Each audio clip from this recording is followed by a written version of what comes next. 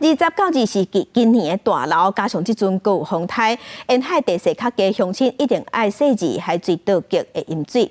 亲像屏东东港的东顶里，就已经连续淹4天啊，当地人是真苦恼。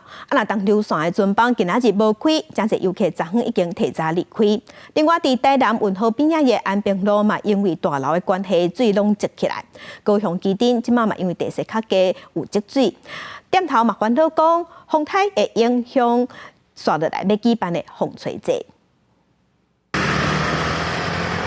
水一直为南坑大运出来，上班上课时间拄着积水，有起疏泄漏，有民众的电动机车泡伫水内故障。年度大涝后，屏东东港镇东顶里为顶礼拜开始连4天积水。这是15、16、17、18。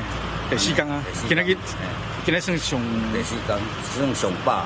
第3天附近的福德里也因为海水倒灌积水，有年岁大的人撩水理财，也有地势低的住户。海水倒灌后出外大路变水路，民家入水，透早都无用烧水。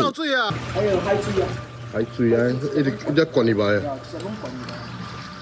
影响风台外围环流影响，东流线航班第24、25的停驶，旅客关系提早离开，和小琉球的里头透早就出现回向停留。东港这边是有民生物资运去小琉球，因为怕晚一点风浪会太大啊。哦，就赶快回来。对啊，然后早点回来。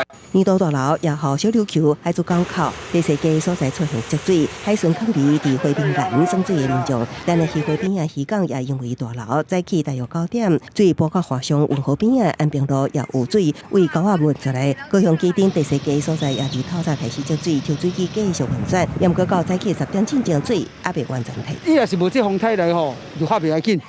有这风台来，一定会影响会大啊。